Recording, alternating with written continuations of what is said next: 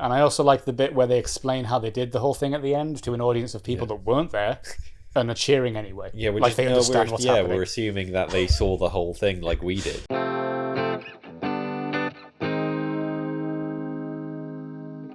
Hello, and welcome to HAZMAT, the only show that just found a pound coin behind your ear. Whose ear was that? It's gone. I'm Matt. And I'm Harry.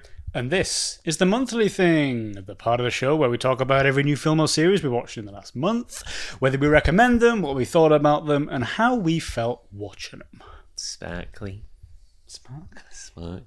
So magical. It was just a month of magic. Real magic. As always, we make it into some spoilery territory, so we will recommend up front, and then it's your choice whether you want to hear what we have to say about these films, or you can skip around. You can listen to the ones that you've seen personally, if that's how selfish you are, that you don't want to hear us talk about other things. If you leave, I'll kill you. And that. First up, Now You See Me, Now You Don't. Now you see me. Now you don't. Great advert. It was now you see me. Now you don't. It was a really good advert with Morgan Freeman. Now you see me. Now you don't. The Morgan Freeman advert. This is a recommend from me. I'd say a recommend from me as well. Now You See Me. This series is hated by a lot of people. A lot of people see it as, you know, they're a bit silly.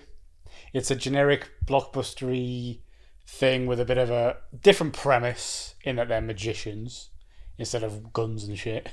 But I have a lot of nostalgic value to this series. You know, the first one in my teens was like one of my favourite films ever. And having kind of rewatched the first two recently to then go and see this one, the magic is still there for me, to be honest.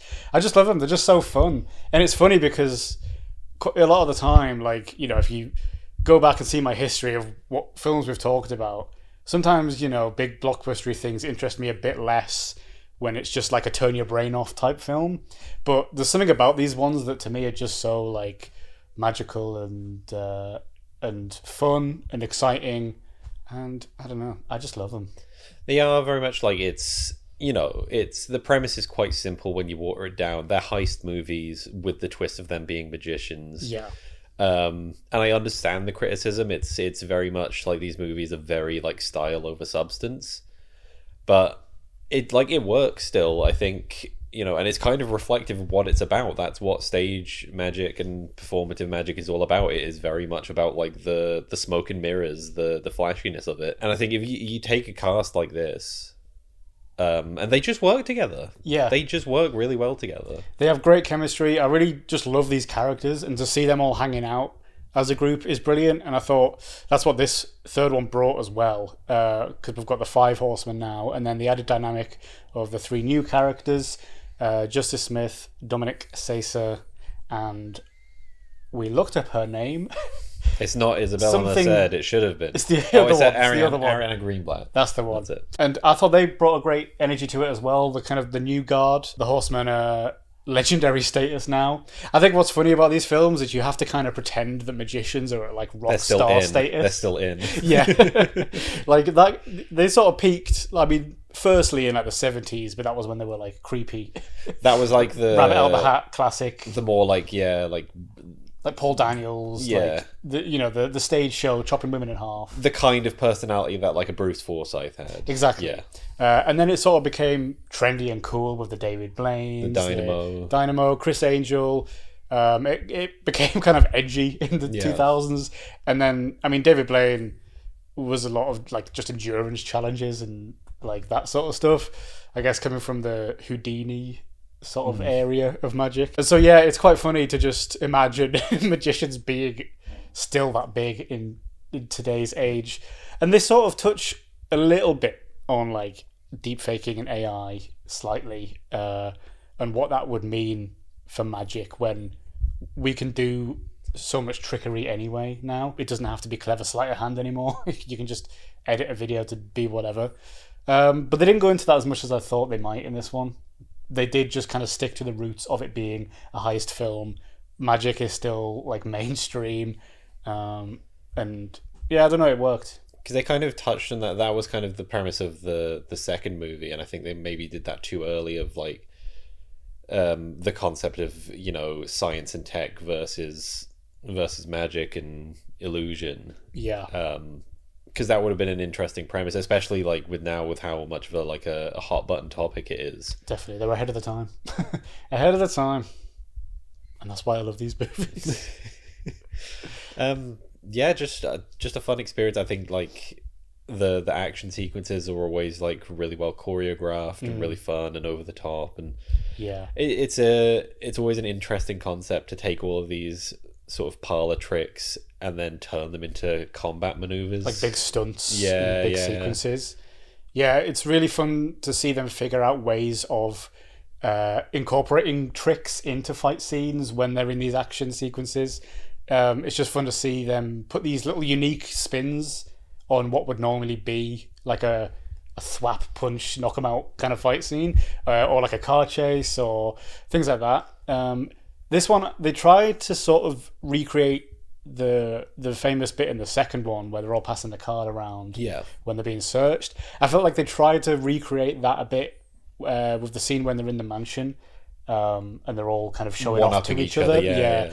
I thought that was really cool. I think they all pulled it off because of the chemistry the actors and the characters have with each other. It did feel a bit more clunky and a bit cheesy to me, but again, it's forgivable because of just the nature of the premise.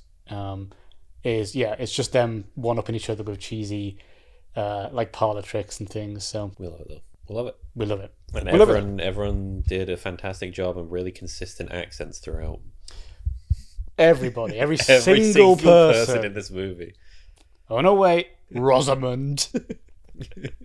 Rosamund Pike does. I mean, it's nearly Borat, to be honest. It's supposed to be a South African accent, I believe. I mean, if she'd just done her normal voice, I wouldn't have even noticed or whatever. But I guess her character was brought up in South Africa. Played the villain of this one. Other than the accent, I thought she did an alright job. I like seeing her. I mean, I think She's cool. Justice Smith, doesn't he do a better For like the one scene he accent does in it the one bit he does it? Yeah. He was great in this. We've talked about him a bit on the channel. His filmography is a bit hit and miss. It's very weird. Yeah, he's sort of done a couple of kind of artsy things, but is mainly in these sort of sloppy blockbuster style films. And, Yeah. I don't know. I think it's sort of the Jenna Ortega effect as well, where they clearly know their stuff. They're competent actors and they know film history and technique and things, but they just keep getting cast in like bad or generic films. In like legacy sequels and Yeah, you see like interviews with Jenna Ortega when she's talking about like art house films from the 20s and 30s, and then she goes and we're like, cool, you want to does, be in like- Beetlejuice? yeah, Beetlejuice. It's like what the hell's going on? Justice Smith is kind of in that area for me. I feel in that I just think he could be doing better stuff. He could be doing better, but he's just, I don't know if it's like his Paychecks. agent or like, if he's just trying to get that bag early on. Then Yeah, and then you can do the passion. do the Nicolas Cage thing, just do everything, Everything. and then you have the money to do like the interesting stuff after. Exactly, yeah. But he was really good in this, I thought. Like we say, those three, I think, brought an extra added chemistry to the team and, changed the dynamic a little bit, which was good because it refreshes the group a bit as well. And then obviously we had Lizzie Kaplan, who came in the second one, was back, and Isla Fisher, who wasn't in the second one, but was Henley in the first one. So we've got just everyone's back. Even Morgan Freeman. No Michael Michael Caine. Caine. No Michael Caine. That wouldn't have made sense, I think. That would have been Just a little defeated cameo him twice. a little cameo from prison. yeah. And spoiler alert, they're doing another one. We're not done, which I'm so glad about. I think they should be making these like every year. But yeah, little Mark Ruffalo cameo right at the end to do a little teaser for whatever number 4 is going to be. Excited. I'm very excited. Yeah, it'll be like how we get a new VHS movie as a Halloween treat every October. We should November get a will be new the Now Now You You See See Me. Yeah, it should be. Now You See Me November. Yeah, just a fun franchise for me. Bit of nostalgia at play here. I'm very attached to these characters, and I just love seeing them do their silly tricks.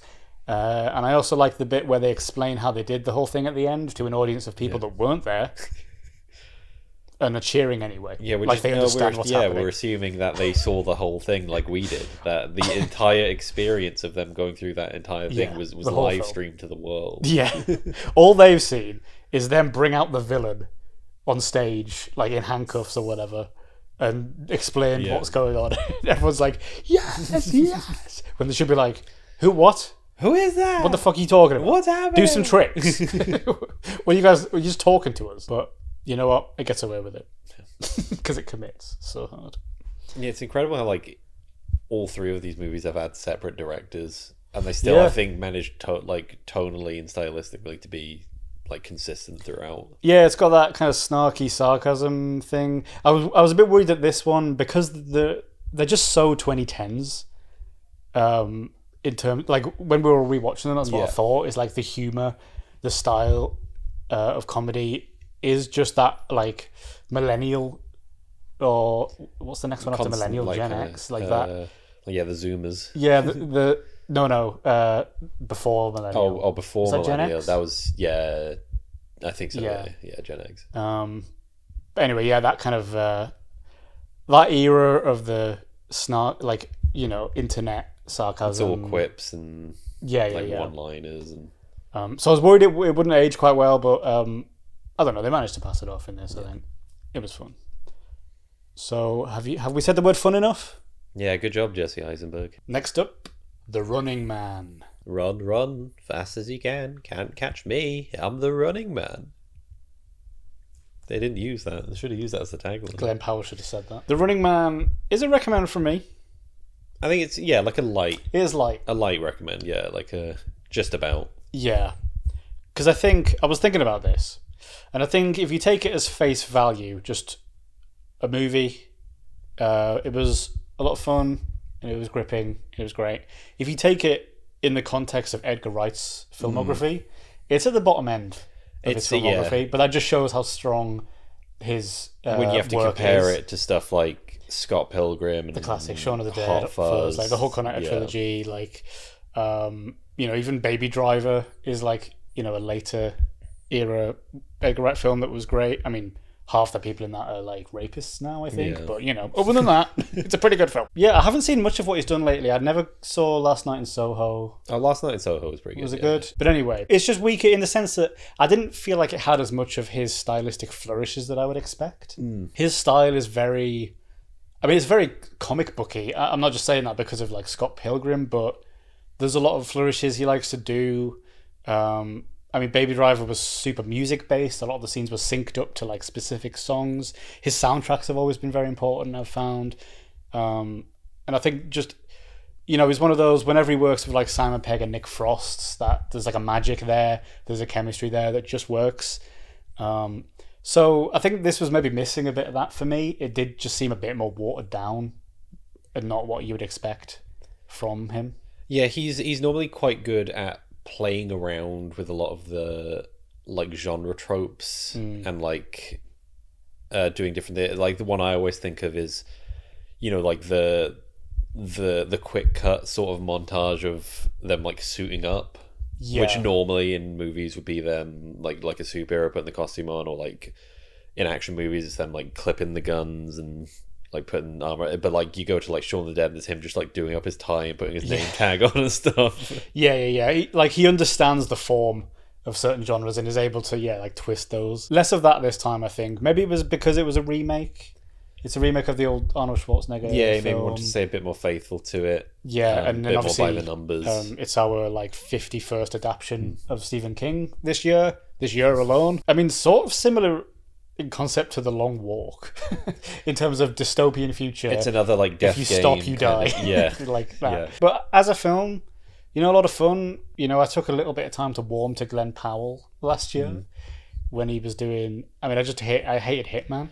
I think because that was maybe one of the earliest things where maybe the first thing I'd seen of him. Yeah, maybe. And then Twisters was good. I can't remember if we saw Twisters first. Maybe. No, I think Twisters was after, because I remember liking him in that. Yeah. Going in, being skeptical, like, oh no, I don't like this guy. Yeah. People are saying he's the next Tom Cruise, just because I guess he's a charming action star with a lot of charisma. But I never actually really saw Tom Cruise like that, though. Well, people forget Tom Cruise has done a lot of weird shit, Yeah. especially early on, like Magnolia, Eyes Wide Shut, like Vanilla Sky.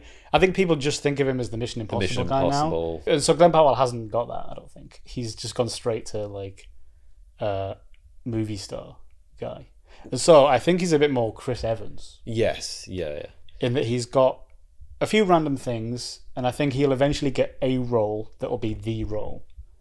And then he will not be able to get out of the shadow And then of that role. everything after that would be like catastrophic. Yeah, exactly. Go back to like the whole sort of like Death Game dystopia thing. I think design wise, very interesting, especially in the early stages. There were times when I was looking at this and thinking this is exactly what like a live action cyberpunk movie would look like, because they really nailed like the neo-noir style. Not quite as intense as like something like Blade Runner does it. Yeah. But that's similar sort of vibe, yeah, neon. Like walks the line quite well of sort of keeping it, it looks like that sort of retro future look, but is just recognizable enough to drive home the point of actually we're not that far from this being like a reality. Right, yeah, it seems like a nearer future than it did in the 80s when Blade Runner was made. I felt a bit of Hunger Games inspiration here too, like just with the class divide, the very clear like capital rich people running the games and the working class people forced into Like these the games. slum towns, Yeah, it felt like that to me as well. And especially that moment near the beginning where he goes to enter in this neighborhood, I guess, where all the games are run from. That felt like when Katniss gets to the capital and it's like huge buildings. Story-wise, yeah, a lot of fun. Obviously kept moving and, meets a lot of people along the way. We had Michael Cera in here. We had Amelia Jones showing up, which was cool. I think because you brought up the Scott Pilgrim connection, I think that's the one thing that I think would have maybe elevated this a bit, is do something a bit more like that. And like he should have taken advantage of the fact that it is a television show within the universe. It is a television show. So maybe like when he's like gaining money and it's showing that he's like offed like these thugs and stuff, instead of him having like the watch gimmick, where it's like showing like his money going up, it was like a bracelet rich, have it like graphics on the screen, Like do it on the screen, yeah. He's constantly being followed by cameras and Right. I mean, have stuff like that just to sort of zhuzh it up a little bit. that's what I mean in terms of it not feeling as Edgar Wright-esque as I would expect. That's the kind of thing you expect from him. Expect it to, These little flourishes, these little extra quirky things that just like elevate it a little bit. And yeah, there just wasn't as much of that, which just made it feel a bit more plain blockbustery, despite the exciting premise behind it. So, would have enjoyed a bit more of that, a bit more style to it, because it's such a specific world and it's such a specific aesthetic. You really could have played around with that a lot more, but you don't know if he was told to like keep it a bit plain or whatever, or he didn't want to overtake Glenn Powell being. Having it be a Glenn Powell film. Yeah. It feels like it's being seen more as that than an Edgar Wright film, whereas in the past, he is such an auteur director that, that his films are his own. So, I don't know. Yeah, I think there are certain directors like that where you won't see the star in it. You'll go, oh, that's a Spielberg movie. You won't talk about the star in it. You say, that's a Spielberg movie. Exactly. And it's like, it's the actor that gets to be in a Spielberg movie. So, Edgar Wright felt like that in the sort of Cornetto era. Maybe he's fallen off. Oh dear. Oh no. Oh no. He's going the way of Shyamalan. Oh shit. He's in his flop era, everybody. That's what the kids are saying. But I mean, if that's considered a flop for Edgar Wright, it's still pretty good. Exactly. But all in all, I enjoyed it.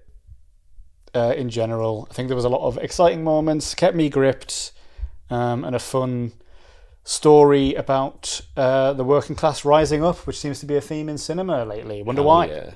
Hell yeah. Wonder why? They're on our side. The movie directors and the film actors, they're on our side. Because artists, the best artists. They're the starving artists. The working class. That's why these tech billionaires don't get it. They don't have an artistic bone in their body. Motherfucker. Beep, beep, beep. Next up, Keeper. What's this, about football?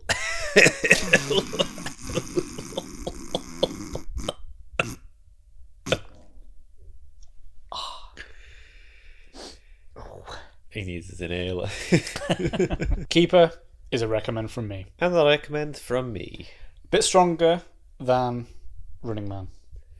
Although still has the same thing of looking at the director's previous works and saying, Yes. I don't think I liked it as much as these other ones, but Yeah. still like a solid.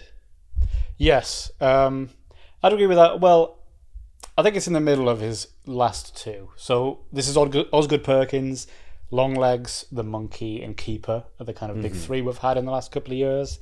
I would put Keeper in the middle, I think. I think I liked it a little better than The Monkey. Just because I think it was a bit more up my alley in terms of when it comes to horror, I like a bit of atmosphere. I like that surreal, dark, dreamlike quality that he manages to get here. Whereas The Monkey was a bit more like comedic violence and stuff, Yeah. which is fun. I can get behind that. But yeah, Keeper was just a bit more in my wheelhouse, I guess. I think that's probably why it's like opposite way round for me, is because I watch so much horror, Yeah. and so much of it tries to do that sort of, Yeah, atmospheric, isolated, or almost dreamlike kind of vibe in a way, and so much of it doesn't do it well. yeah, That becomes a bit sort of draining. And that's why I did like The Monkey so much, because it was, it perfectly blends that sort of like comedy and almost slapstick dark violence. And but I think with this, like, performance wise, solid enough to keep you hooked throughout, even though it's very keeps its cards close to its chest a lot of the times. It very much like drip feeds you what's going on. Yeah, sort of throughout. And definitely. even by the end of it, you're not really kind of 100% clued into everything. yeah. It keeps it like vague enough for a long time to keep you hooked. Then there is a bit of a. I mean, this is something I don't necessarily like from films sometimes, is when they do the explanation. And it is just someone telling you, the audience and the character, what's going on in like a monologue. It sort of does that a bit, but I think it sort of earned it by that point, because it just kept us Yeah. waiting for so long that it was a bit of a release of like, right, I kind of get what's going on now. But yeah, like you say, even then it's like you don't really learn what these creatures are, where they're from, what they're trying to do. But it does explain why things have been happening in this cabin in the woods. But yeah, like you say, performance wise, listen, Tatiana Maslany. I say this about a lot of people, and it does lose its meaning when I say it about everyone, but she is genuinely my goat. I've loved her since Orphan Black. I do think she is one of the best actresses of her generation, and she needs to get the recognition she deserves, because I think She-Hulk, Marvel often does wonders for people's career, or it completely destroys them. And I think She-Hulk actually has marred her career a bit, just because the show itself wasn't great and well It received. was not well received No. at all. And I think she's refusing to work with Disney now. Yeah. I've heard, which, good on her for that.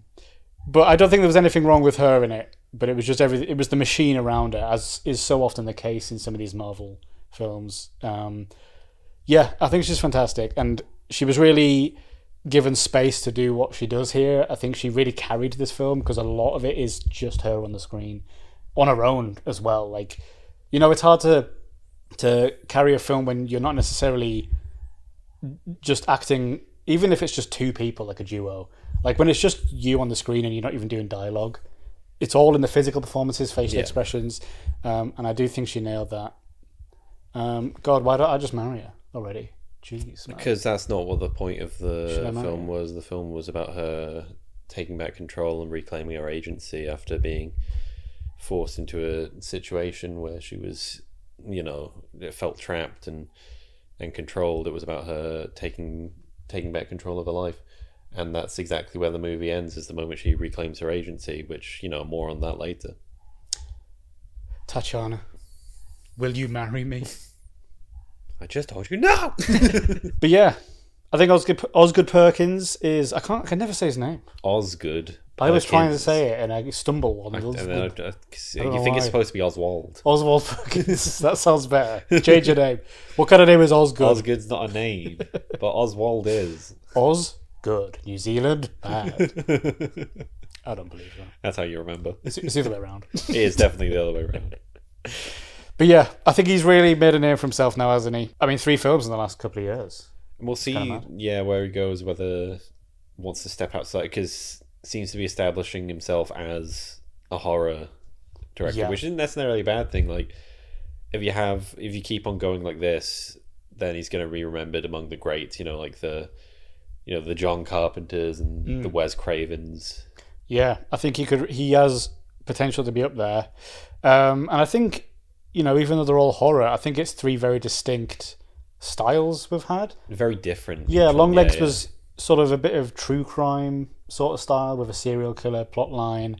And then obviously, like we said, The Monkey is more comedic violence, and then this one much more atmospheric. So I think he's kind of traveling into these different corners of the genre and trying out different things, and I think he's pretty much nailing all of it so far. So yeah, hopefully he'll continue and keep going. What's next? Like a haunted house movie? I don't know. So it's going to turn out as him doing the Anaconda remake. Oh well, it's a step outside the comfort zone for Osgood. The meta comedy. Yeah, sitcom next maybe. Horror sitcom. Horror There's an sitcom. idea. Have they done that before? What we do in the shadows, kind of. It's kind of Yeah. My immediate thought was something like The Monsters. the monsters. The Addams Family. You're right. Yeah, it's been done fucking decades ago. So don't listen to me. It's been around for fucking ever. I'm an idiot. You know this idea I've just had? Yeah, they've done it. They've only got to done it already. fucking yonks ago. I'm so stupid. Fucking eons ago. So stupid. Why do I even fucking bother? Speaking of General Ortega, Yeah, that's I fine. guess. I guess. I guess. I don't know why I'm bringing up her so much. Why don't I just marry her already? Jeez. Because that would be polygamy. Jenna. So yeah, all in all, I really like this. Some cool jump scares in here too. Some really cool imagery as well, visually. Really captured that dreamlike thing, like I was saying, with the figures in the background. That's always kind of what I find scariest as well, is figures in the background, specifically. Especially like in a forest, that feeling you're being watched. But you That's- can't quite see what it is. Yeah, that really taps into like my fear. Going to the bathroom at night is horrible. And the creature designs, just in general, once you actually fully probably get a look at them, are really cool as Yeah, well. really interesting. Long neck. It's quite it's very like Long went legs, for long like an uncanny valley kind of thing, in that they're very distinctly and obviously humanoid, just like with extra bits or fucking stretched out. And Yeah, they were probably played by like contortionists, like they often are in these films. So yeah, all in all, Keeper is a keeper, I think. David De Gea, Um, come on, you can say it. You can say it. You can say it. fuck. Gordon Banks, you can say it. Oh god. Oh, what's he? Jordan Pickering. Pickford, Pickford. Jordan Pickford, John Pickford. Jordan Pickford. Jordan Pickering. You're thinking Jordan Ronnie Jordan Pickering. Pickermix. Ronnie Pickering. Ronnie Pickering. Is Jordan Pickford. Ronnie Pickering. Maradona. He doesn't know football. Can you tell which one of us likes football? He doesn't know ball. Which one of us don't? Only ball I know is taking Tatiana Maslany to the ball. LeVar Ball. Oh. Oh. No, I'm going to the ball with Tatiana Maslany. The Goat, the movie Goat. You're going to go see Goat Yeah, when with it her. comes out. She's not in it, I don't think. Oh, is that the fucking basketball? That the Goat who plays basketball. Yeah, I saw that. Space Jam with a goat. No, because there's no live action in it. Zootopia with a goat. No, Sports because movie. it's no. Is it in the world of Zootopia? No, It should be. different Spin-off. studio. Different. It's Sony, I think. Zootopia. I think it's a Sony movie, so it's in the world of Spider-Verse, if anything. Spider-Verse. Miles in the... No. Missy in the Machine. What's that one? Miles in the Machine. What? What's that one? Misty in the Machines? Oh, the Mitchells versus the The Machines? Mitchells versus the Machines. Miles And then Rage- Miles from Spider-Man. Rage Against the Miles Machine. Morales versus the Machines. Miles versus the Machine. Miles Morales versus the Machines. Oh god. Hotel Transylvania. That's them. So much for this episode being nice and concise. Next up, bugonia. Oh, look out. There's a bugonia. Like the flower. Is there a flower called a begonia?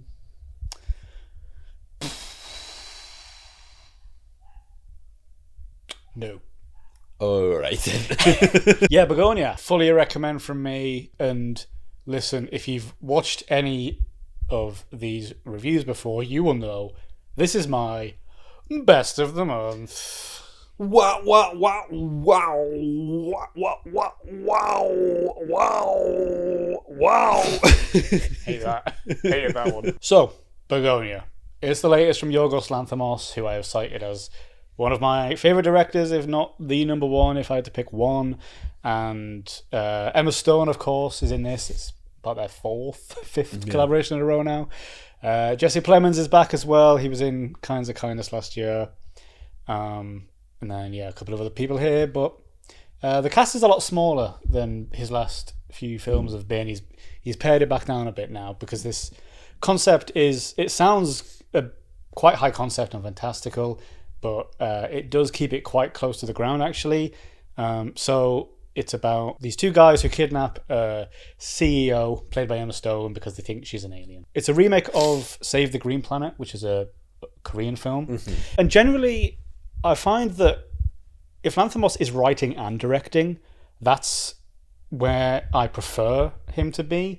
I think Poor Things and this were both written by other people and were adaptations of other things. And I think although his flair is still very much there's something slightly missing that I love from his kind of slower stuff, like The Lobster and Alps, like the early stuff that is just a bit more, absurd, slower paced. That is what I've always wanted from him, and why, his films kind of opened me up into that world. And so, I always cite those as some of my favourites. It made me realise like films could be like that and be good. And this one is less of that. It's a bit more fast paced. It's a bit more like fantastical is the wrong word maybe, but like I say, high concept. But, despite that, it was still really, really enjoyable. I really loved it. It's almost psychological thriller territory. They keep her trapped in a basement. A lot of dialogue going on. Emma Stone and Jesse Plemons, obviously, are just so great together in anything. Jesse Plemons is just fantastic at playing these sinister, villainous roles. And he plays quite insane in this very well, quite unhinged. And Emma Stone is, brilliant. Plays that line really well. You go throughout the film not really knowing if she is an alien or not. Yeah. It keeps that close to its chest for, a lot of the runtime. Yeah, just overall, it was a fun experience. Really great. I always have big expectations for these ones now. And this mostly delivered, yeah. Next up, Predator Badlands. This is the latest installment of the Predator series. We had another one earlier this year. We had a Predator Killer of Killers. It was the animated take on that sort of world, that universe. And now we've got a new one as well. And right off the bat, Predator Badlands, not only a recommend from me, but this is my best of the month. Wow. Wow. Wow. That's less of a sound. That's more like an alarm. Wow. I don't like the rhythm. I think the Predator movies have always been sort of like a guilty pleasure of mine, in that they're never going to be, like award winners. They're never going to sort of be remembered as these all-time classics, but like they're just fun. Like the concept of, like an alien race that is, super brutal and is designed to sort of establish themselves as the apex predator in the universe, and goes out and does all this big game trophy hunting with like every other creature, and it's about trying to survive against that. Really cool. And this is the first time where they've decided that the predator species, the Yautja, is going to be like the main character. This is the character that we follow throughout this movie. So I went into this being like, oh, that's kind of interesting. How are you going to take this like brutal alien species that has this culture that is entirely based around killing everything else and establishing themselves as the most dominant creature, and then try and make them like a sympathetic figure? And they pull it off pretty well. They kind of establish from the beginning. He's called Deck in this, and Where's Ant? There's no Ant. Unfortunately, there's no Ant. Just the one. Crashed his car again, didn't he? We can't talk about that. We can't talk about that. Yeah, no, they establish like right from the off that he's kind of like the runt of his clan. He's born a lot smaller, like a lot weaker, and he has to really kind of fight to establish himself. And the way he decides to do that is go out and perform his hunt, which is called like a rite of passage. And he says, well, the only way I can prove myself is to go out and hunt this creature that is like considered unkillable.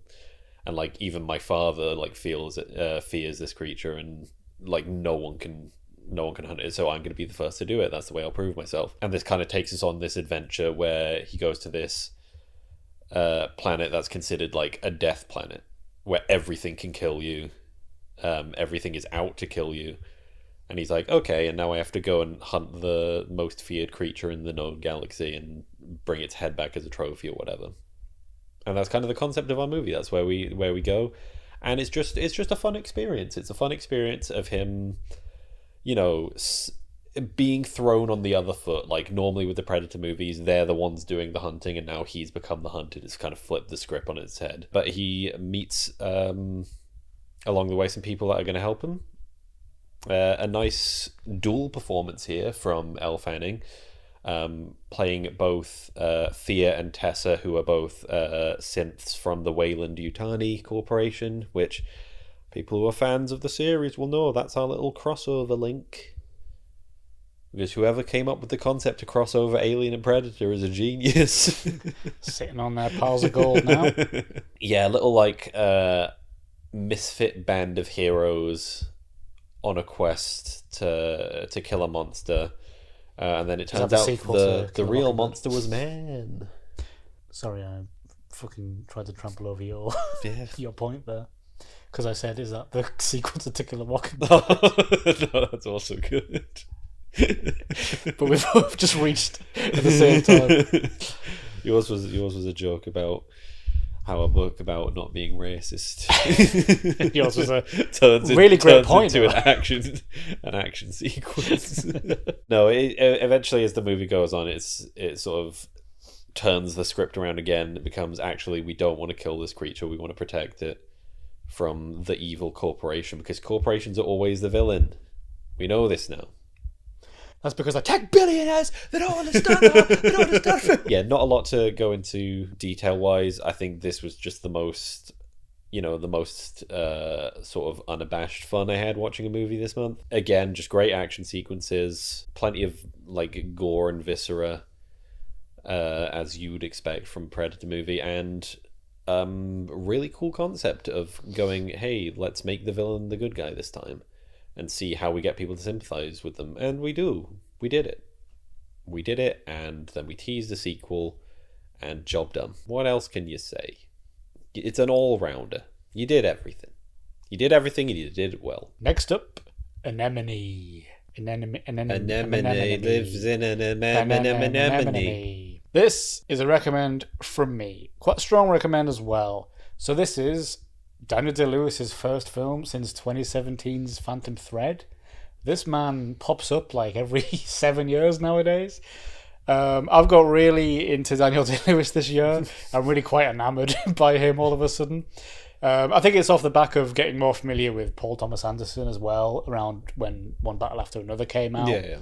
And obviously he did There Will Be Blood and Phantom Thread with PTA, and just being like, holy shit.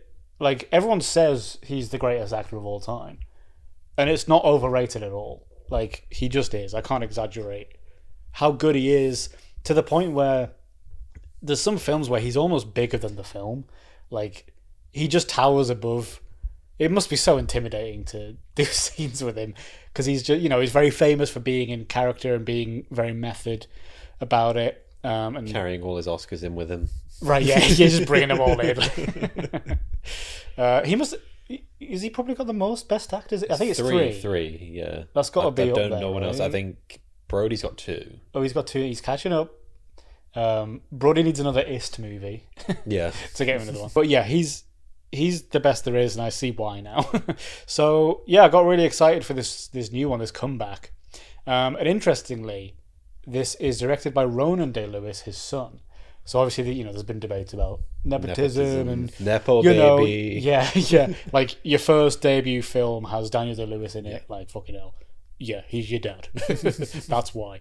I remember seeing an article around the time of like the headline was like, how this new budding director got Daniel Day-Lewis out of retirement. And he was like, yeah, he's his son. He said, hey, Dad, can you be in my film, please? That's how by being born. Yeah, he was born to the right parents. This was really great, though. I really did enjoy it. It's very debut in terms of a lot of it is like, hey, wouldn't this look cool? But it kind of works for me. I don't know. The story is very thin. It's much more character-based. And there's these surreal flourishes in there as well that I think really bring a lot of character to it. And again, are that, a director trying to make a mark, trying to make this story his own. I think he wrote it with Daniel Day-Lewis. I think they wrote it together and then he directed it. But yeah, I think it works for me. And I think Daniel Day-Lewis, he delivers obviously some of his classic monologues. He always does a monologue or two. It's his specialty. And it really does just encompass the film. Like when he's on screen, it's such a presence. But this film allows that to be because the story, it's about PTSD. It's about trauma.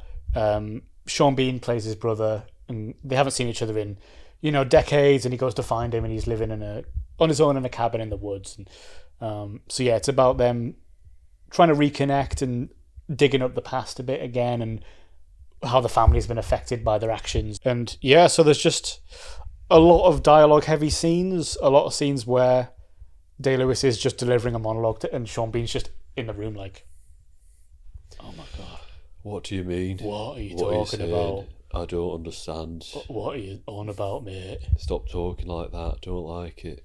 And then Daniel Day-Lewis is doing his Yorkshire accent. I think that's the thing that makes him so good is he physically transforms into these characters. And I don't just mean costume and accent. There's something about his look in every film where for a long time it was a bit like Gary Oldman. I didn't even know what he looked like really because he does transform into these characters because he does so much research and so much prep. And I think a lot of people do think it's overkill. Method acting has its stereotypes. A lot of people are like, well, if you're going to learn to be a butcher, it's not acting anymore, is it? He learned butchery for when he did Gangs of New York because he played a butcher in that, and he maybe is dealing with meat in 3 scenes, but it's the fact that he did that, and he now knows the ins and outs of his character so well, is why he's then able to portray that on screen. You see the background, that's how he becomes the character, is because he now has the background of it around him. You know what I mean? Yeah, it's hard to explain. But anyway, I just really respect it. Like I say, a lot of people think method acting is overkill, but the way I've seen him explain it in terms of just getting to know your character so well that you can then play around on screen without worrying about whether your character would do that or not. You just know. And so I think it really works for him, and it's why it's the best there is. So. Yeah, it makes sense doing it the Daniel Day-Lewis way, where you're so ingrained and have the context of everything that it comes as second nature. Doesn't make sense doing it the Jared Leto way, where you use it as an excuse to harass your coworkers. Yeah, that's when it gets fucked up. I don't think Daniel Day-Lewis is sending anyone rats. Yeah. All he's doing is if his character smokes cigarettes, he's going to be smoking cigarettes between takes. He's going to be doing the accent the whole time. You hear people saying I think Spielberg said when he did Lincoln, he didn't meet Daniel Day-Lewis until the premiere.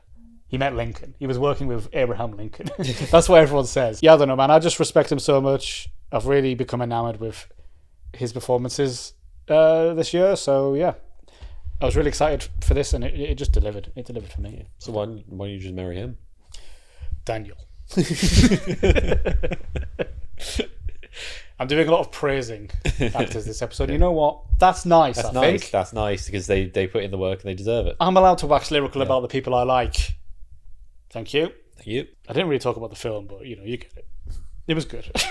Next up, Wicked for Good. Obviously, this is the fourth installment in the Wicked franchise. Wicked 4. Good. Yep. Wicked 4, good. Good.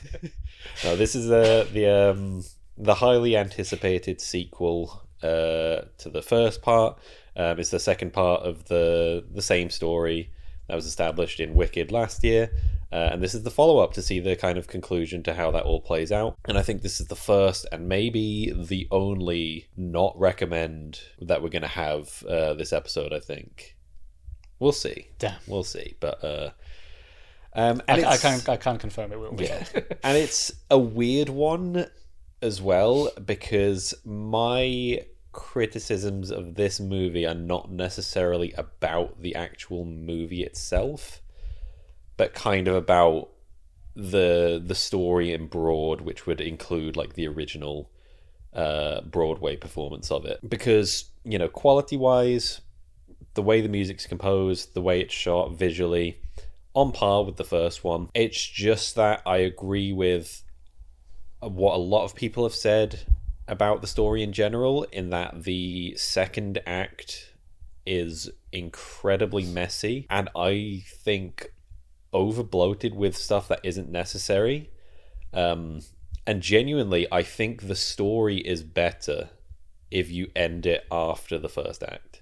I don't think anything that happens in this second part adds to it or elevates the story in any way. I think it actually makes it worse. So the way I've seen this kind of story described is that the first act is all about choices and then the second act is all about consequence. So the first act is kind of like Elphaba and Glinda during their time at school together, and how Elphaba was kind of ostracized and treated differently because she was different, until the point where we hit the finale and she kind of takes back agency, she takes back control, makes a big change and says, I'm going to fight for what I believe in.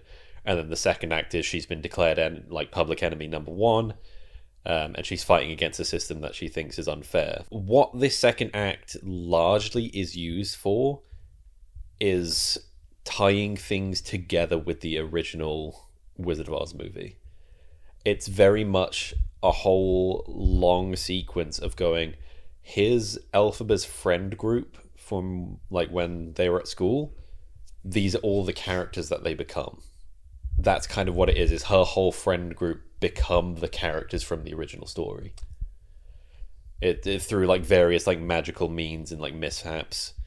She's got this one friend called Bok, who is a munchkin, and then he ends up becoming the Tin Man. She has her love interest, Fiero, who ends up becoming the Scarecrow.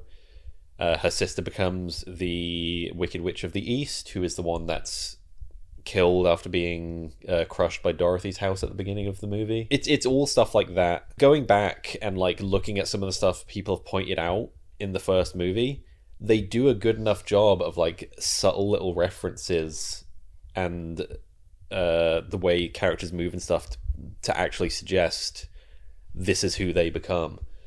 And it's a much more interesting story if you end it after defying gravity, because that's kind of the moment she makes her full transformation into the Wicked Witch, and it leaves a bit more room for ambiguity, because this second half of the movie recontextualizes a lot of stuff from the original film, and it does really hammer home the point that yes, Elphaba was victimized, and she was always fighting for what she thought was right and fair, and she's the sympathetic figure. She was never evil. She was just a victim of circumstance. I think it's much cooler to end it after the moment she takes back control, and then you have this element of ambiguity of, was she always a victim, or does it become a self-fulfilling prophecy kind of thing where they all treat her like the villain, they all treat her like the Wicked Witch, so she ends up becoming that. Mm-hmm. And using more nefarious means to fight back and becoming I was fighting to stop a monster, but now I've become a monster. But yeah, this second act is just full of stuff that I don't think is as good as the first film. I don't think any of the songs are particularly memorable. It's got that very musical thing that a lot of musicals suffer from, where all of the best and most well-known songs are in the first act. And then you come back for the second act and it's like, okay, like I don't know what's happening from this point on. But yeah, I think just simplifying it, cutting it down, trimming away the fat. The first movie works a lot better just on its own in isolation. The only way you could that I would recommend this second movie is if you want to see the quote unquote canonical ending, then you can go and see it. But just the first movie on its own, I think, is a lot more interesting. There's more stuff where it's like, it's better left unsaid. Let you draw your own conclusions, let you fill in the blanks yourself, rather than spelling it out and saying, here's how literally everything happened and how everything becomes how it is in the original, and then we get the point of crossover, and yeah, just all unnecessary, weird love triangle stuff going on. Just used all of their best ideas in the first one, and then I think it tends to drag, and it's just a lot less fun. It's a huge tonal shift as well. Like, the first one was just so kind of whimsical and fun, and then this one is just all about, like, you know, it's the fight against the system, and it's much more kind of like self-serious for a lot of it. Only thing I'd say is, like, the one thing you can't take away is, again, like, our two leads, Ariana Grande and Cynthia Erivo, knocked out of the park again. Because even with the lesser quality of what they had to work with, I still think they were, like, born to play these roles. So if I was going to say anything positive to end up on a positive note, both of them fantastic again.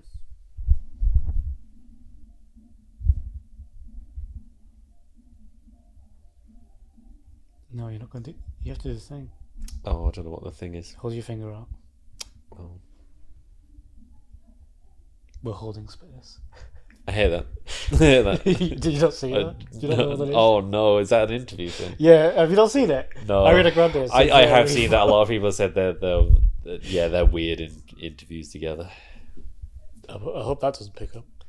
But yeah, there's a point where I can't remember who's who, but one of them sticks the finger out like that, and the other one just holds it.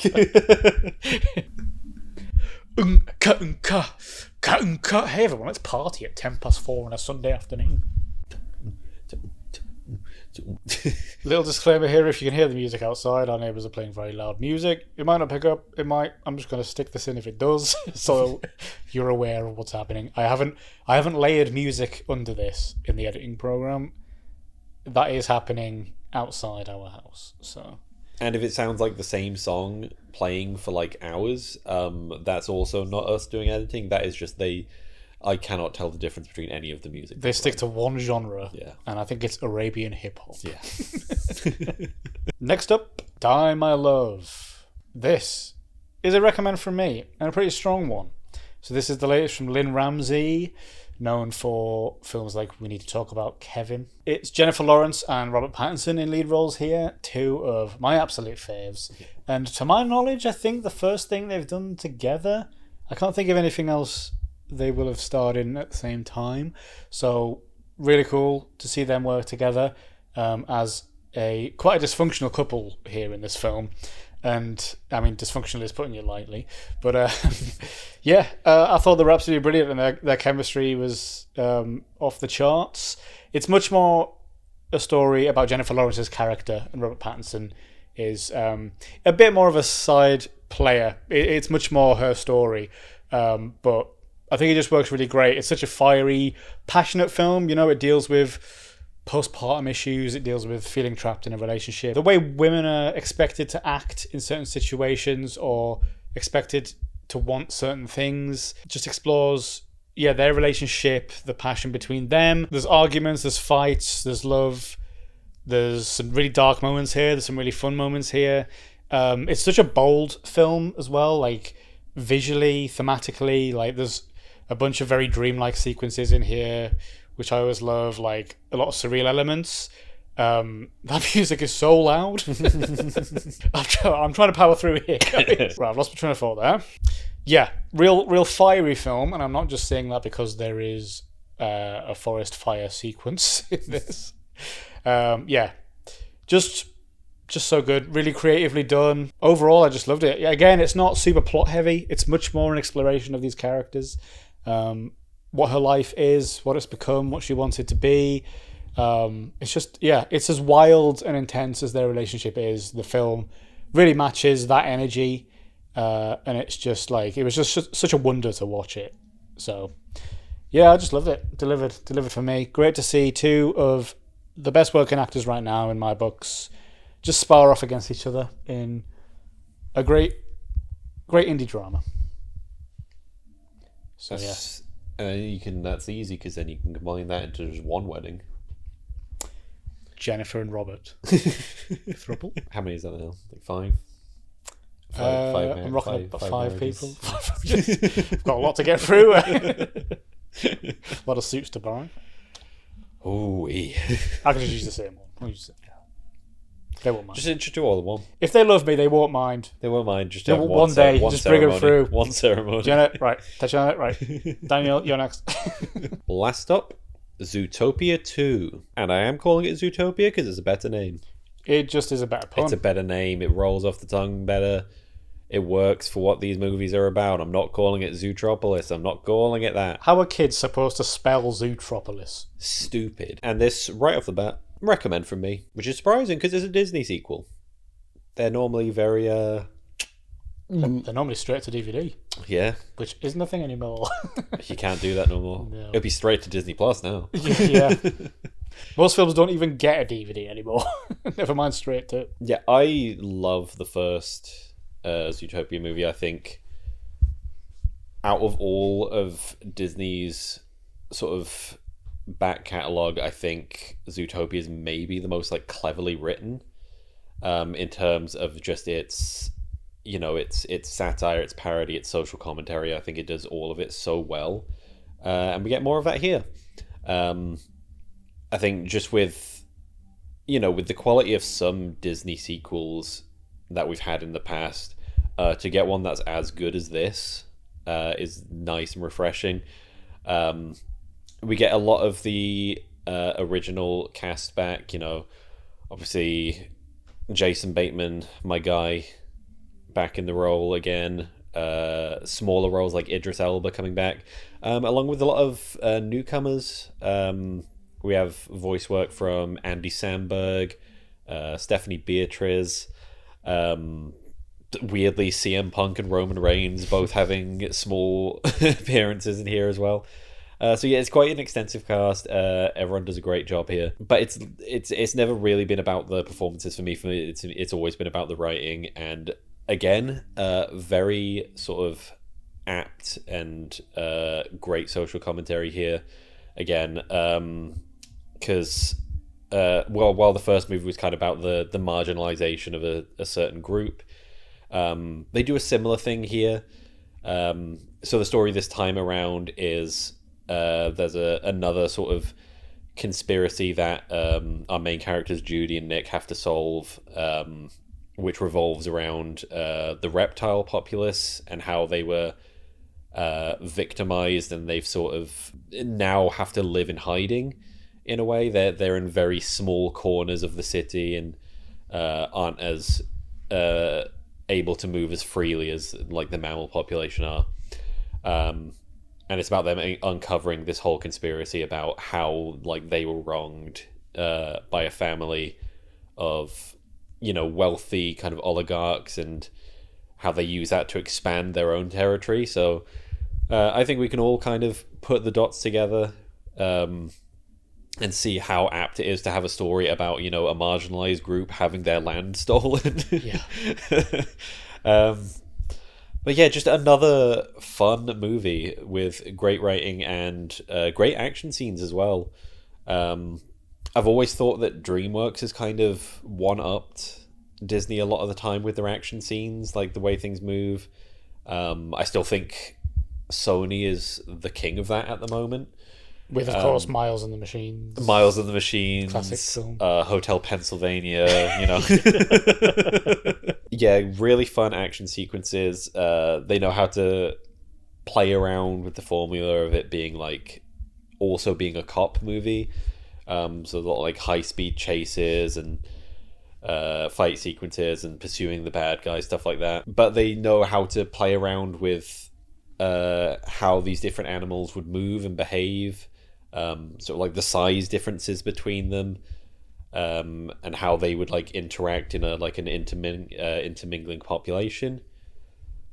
Yeah, I just think these movies are so clever. They're so clever, really heartfelt, and this sort of they have the emotional connection this time around. The first movie was sort of about how it was more specifically about Judy and how she was kind of having to prove herself because, you know, she's this small bunny in a world of where all the cops are these big hulking animals and she had to prove herself. And now the emotional kind of anchor this time around is the partnership of Judy and Nick, where they're both on the police force and they're sort of concerned about how different they are as people and whether they can actually work as like a functioning unit. So that's sort of the emotional tie this time around. Not a lot more to say. It's just great fun, funny joke sometime. Funny joke sometime. He's lost it. He's lost his mind. It's the music. It's really distracting, actually. Music's so distracting. We're here trying to just review movies.